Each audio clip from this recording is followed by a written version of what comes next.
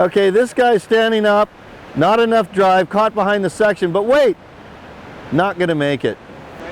Now, what I got to say about that, if a Stewart surfboard would have beat that section, okay?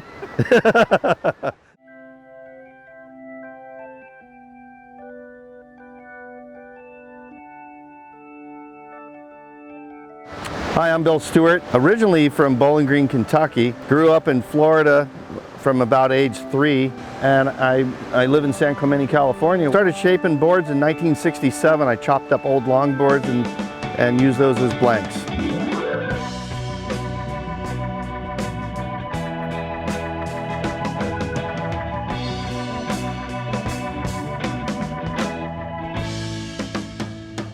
I'm bored with yesterday. I'm curious of what's tomorrow. A lot of the guys my age, they made boards or older than me, they made boards in the 60s, and they made the same board their whole life, and they never changed. To me, the best surfboard has never been made. So I keep thinking there's something better, and how do you figure that out? That's the fun for me. I originally started with Surftech with Randy French. I allowed them to make boards that I couldn't make.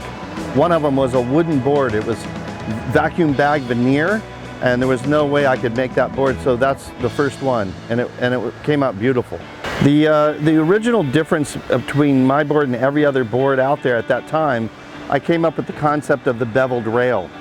So the bevel lifts the rail up, the rail's tucked under, it's not a chine like in the old days. Surftech did a phenomenal job of capturing the bevels. I was concerned that they would lose it, but it came out really good.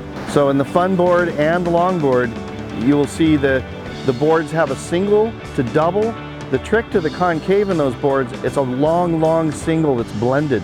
So when you lower the board down and paddle it, there's no disruption. It has trim speed, it has paddle speed, but it still creates lift for hanging 10 or getting on the tip.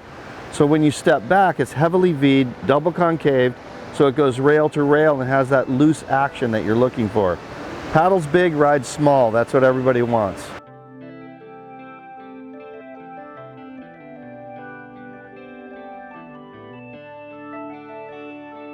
The Hydra Hall was the original progressive longboard that set the trend for everybody. Now the 2+1 and all that stuff I started, that really swept the world, and that's one of the models. And I love the name Hydra Hall. So the Ripster is coming now. They're going to produce the Ripster, which is a classic single fin, but it has really hard edges. It projects out of the turns and nose rides really good and paddles phenomenal. If you don't want that 50-50 rail kick stall classic hang 10 60 style, but you want that little drive, that board works so good for the majority of people, because most people want to beat that section. Yeah. You know, and the gas pedal on a regular old school longboard is on the nose. You got to be forward of center and trim it out. This board actually punches through the turns, but still a single fin.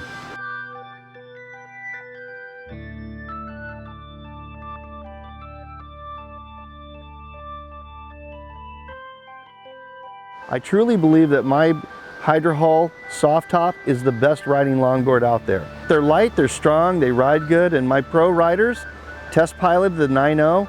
They were absolutely shocked at the performance.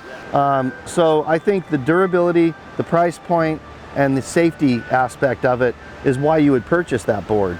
And a lot of people buy it because they don't want to wax their board. I mean, they got a nice car, they don't want to put it in the car and have it drip wax on their Lamborghini or whatever. I don't know what it is. But what I would say to people that are starting to surf, or people that are surfing, I judge a surf session by the size of your smile, not by how vertical you got or the roundhouse. And if you notice, the angriest person in the water is usually the best surfer who falls.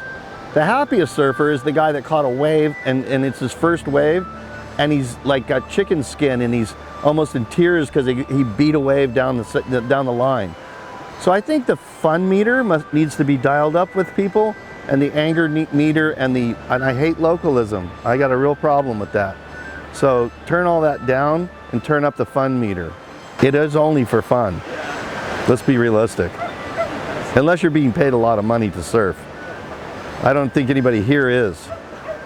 Nobody out there is.